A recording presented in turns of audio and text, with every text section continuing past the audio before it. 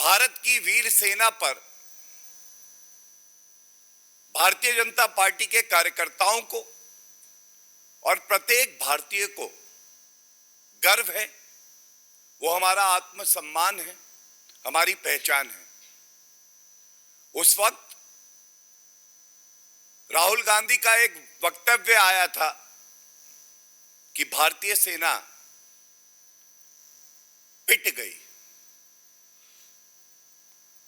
हमने मांग करी थी कांग्रेस पार्टी के राष्ट्रीय अध्यक्ष मल्लिकार्जुन खड़गे तुरंत राहुल गांधी को निष्कासित करें और राहुल गांधी आत्मचिंतन करें, जो वो करते नहीं हैं, और पूरे देश से माफी मांगे, क्योंकि उनका प्रयास केवल एक रहता है कि जब हमारी वीर सेना अपना शौर्य दिखाती है और भारत का हर नागरिक गौरवान्वित होता है, उस वक्त एक कुंठित प्रयास राहुल गांधी द्वारा किया जाता है कि कैसे सेना का मनोबल तोड़े। तोड़ नहीं पाते हैं, क्योंकि सेना का मनोबल हिमालय से भी ऊंचा है। उनके पीछे एक मजबूत राजनीतिक नेतृत्व है श्री नरेंद्र मोदी जी का। 135 करोड़ भारतीयों की ताकत वीर सेना के पीछे। लेकिन दुख की बात एक और है। दुख की बात यह है कि लोकतंत्र का मंदिर संसद, और संसद के पटल पर जब एक ऑनगोइंग सिचुएशन पर देश के रक्षा मंत्री वक्तव्य दे देते हैं, उसके बाद किस तरह से संसद की कार्रवाई को बाधित किया जाता है, क्योंकि मकसद चर्चा नहीं है। हमें यह समझना होगा, कांग्रेस पार्टी का मकसद है हो हल्ला होना। जो मुश्किल सवाल जिसके उत्तर ना खड़गे जी के पास है, ना सोनिया गांधी जी के पास है, ना राहुल गांधी के पास है, पार्टी टू पार्टी करार चीन की कम्युनिस्ट पार्टी से क्यों किया? प्रश्न एक। दो, वो सार्वजनिक क्यों नहीं हुआ? क्या कांग्रेस पार्टी इतना गिर गई है, क्या जमीर मर गया है कि आप 1,35,00,000 रुपए रिश्वत ले लेते हैं उस देश की पार्टी से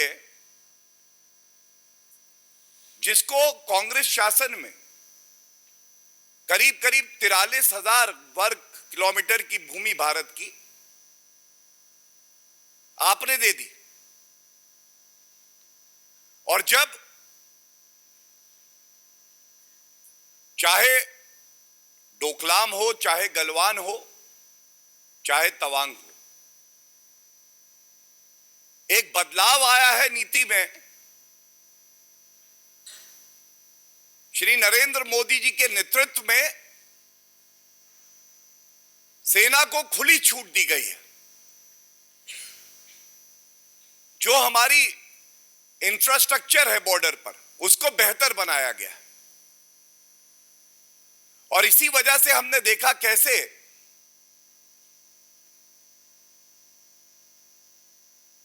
चीन के करीब 300 सैनिक पीछे खदेड़ दिए गए। ये ताकत है हमारी सेना की। लेकिन संसद के पटल पर एक विपक्ष की पार्टी अपनी जिम्मेदारी का एहसास भी नहीं समझती। राष्ट्र सुरक्षा से जुड़ा हुआ मुद्दा चर्चा आप चाहते नहीं, संसद के नियम का पालन हम करेंगे नहीं और केवल शोर मचाएंगे। आज ये तथ्य मैं आपके समक्ष रख के कांग्रेस पार्टी का असली जो चरित्र रहा है उसको उजागर भी कर रहा हूं और ये प्रश्न भी पूछ रहा हूं। क्या ये सत्य नहीं है अप्रैल 2013 की बात है। तब भी जो चीन की मंशा रहती है घुसपैठ की, सभी मीडिया चैनल्स पर, न्यूज़पेपर्स में यह खबर आई कि चीनी सेना घुसपैठ कर रही है।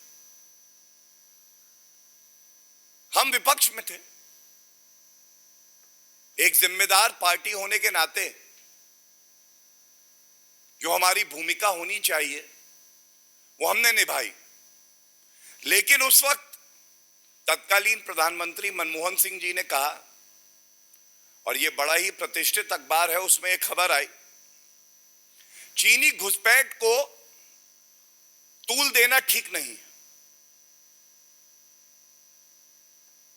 चीनी घुसपैठ को तूल देना ठीक नहीं है, जब मीडिया यह बता रहा था कि 19 किलोमीटर अंदर चीन की सेना घुस जाएगी, और घुसी। प्रश्न पूछे गए, तब यह कहा गया कि बातचीत से मसला जो है हम लोग सुलझा लेंगे। मैं पूछना चाहता हूं, कांग्रेस पार्टी ने, जिनकी सरकार थी, उस वक्त क्या कार्रवाई करी थी? और यहां तक कह दिया गया था कि अगर देश को यह जानकारी दी कि सरहद पर क्या स्टेटस है, तो चीन गुस्सा हो जाएगा, चीन नाराज हो जाएगा। क्या ये जो करार, जो समझौता, जो बंधन कांग्रेस पार्टी ने चीन की कम्युनिस्ट पार्टी से जोड़ा था, पार्टी टू पार्टी, उसका असर था? और निर्भीक पत्रकार थे, उन्होंने इस खबर को दिखाया और छापा, उनके खिलाफ एफआईआर कर दी गई। आप सोचिए, पहले तो कार्रवाई नहीं करेंगे, जब देश पूछेगा तो हम कहेंगे बता नहीं सकते क्योंकि चीन गुस्सा हो जाएगा। यह नहीं कि राष्ट्रीय सुरक्षा का मामला है इसलिए नहीं बताएंगे। भारतीय जनता पार्टी एक जिम्मेदार विपक्ष की भूमिका भी तब निभा रही थी, लेकिन चीन गुस्सा हो जाएगा। और तत्कालीन नेशनल सिक्योरिटी एडवाइजर जो रहे, उन्होंने यहां तक कह दिया था, ये जो हो रहा है और अगर हम इसे सार्वजनिक करेंगे तो चाइना के साथ बेवजह मुश्किल खड़ी हो जाएगी। एक रिस्पॉन्स वो था, और एक रिस्पॉन्स आज ये है कि हमारी सेना को खुली छूट है कि वो निर्णय ले सके कि उनको क्या कार्रवाई करनी है। यह राजनीतिक इच्छा शक्ति के बिना संभव नहीं है, क्योंकि हमारी सेना सबसे वीर तो है ही, सबसे ज्यादा अनुशासित भी है। और चाहे गलवान की बात करें, चाहे तवांग की बात करें, जिस वीरता का परिचय भारतीय सेना ने दिया है, हर भारतीय को तो सेना पर गर्व है। लेकिन राहुल गांधी कहते हैं कि वो पिट गई है, और उसका समर्थन खड़गे जी भी करते हैं, जो ये साबित कर देता है कि खड़गे जी अध्यक्ष तो बन गए, लेकिन रिमोट कंट्रोल अभी भी गांधी परिवार के पास ही है।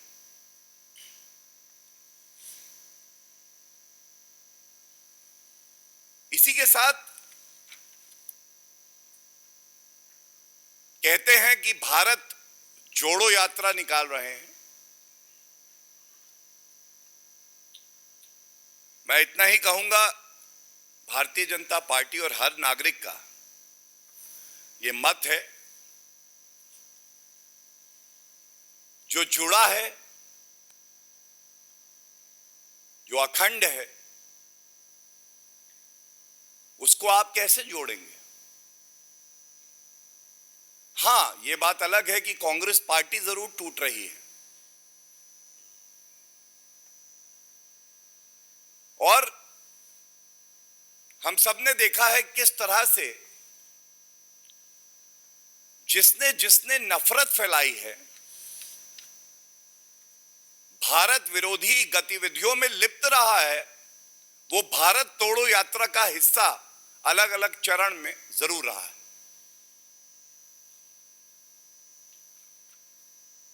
एक जिम्मेदार सरकार यह उम्मीद करती है कि विपक्ष भी जिम्मेदार होगा। बात जिम्मेदारी की हो रही है, चाहे चीन का मुद्दा हो, चाहे भारत जोड़ो यात्रा में कोविड के मामले ना बढ़ जाए उसका हो। 3 सांसद जो कि राजस्थान राज्य से हैं, उन्होंने एक पत्र लिखा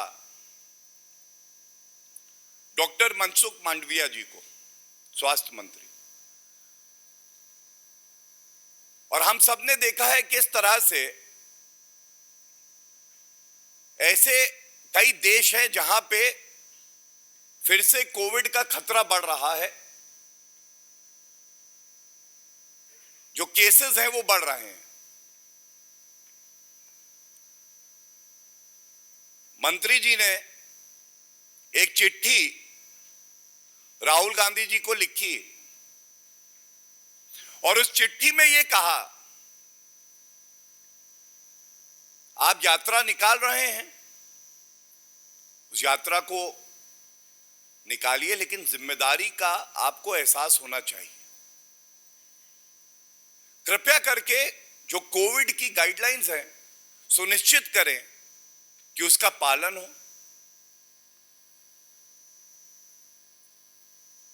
यह सुनिश्चित करें कि मास्क और सैनिटाइजर हो वहां पे जो भी व्यक्ति उस यात्रा में आता है, और सबसे अहम यह है कि कोई प्रक्रिया और प्रणाली में यह सुनिश्चित करें कि जो व्यक्ति इस यात्रा में सम्मिलित होगा वो फुली वैक्सीनेटेड हो। अगर कोई और समझदार पार्टी होती विपक्ष की, जिसको जिम्मेदारी का एहसास होता, तो ये कहती आपके सुझाव के लिए धन्यवाद और इस सुझाव का पालन होगा। लेकिन हमें नहीं भूलना चाहिए, ये वो पार्टी है कांग्रेस जो कोविड को मोविड बुलाती है। तो आज मैं इतना ही कहूंगा, राहुल जी, बी राहुल, नॉट रोविड। मत करिए ऐसा काम।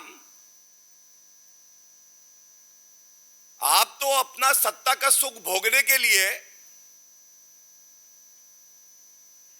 ऐसी नफरती यात्रा निकाल रहे हैं जिसमें हमने देखा है जॉर्ज पुनैया से लेके तमाम ऐसे लोग जिन्होंने भारत के टुकड़े हो जाए ये कामना की, वो आपके साथ थे। तो आप तो सत्ता का सुख भोगने के लिए यात्रा निकाल रहे हैं, लेकिन एक भारतीय नागरिक की जान पे खतरा बनाए तो क्या यह चिंताजनक नहीं है? क्या यह हमारी जिम्मेदारी और दायित्व नहीं है? और कोई नहीं भूला है किस तरह से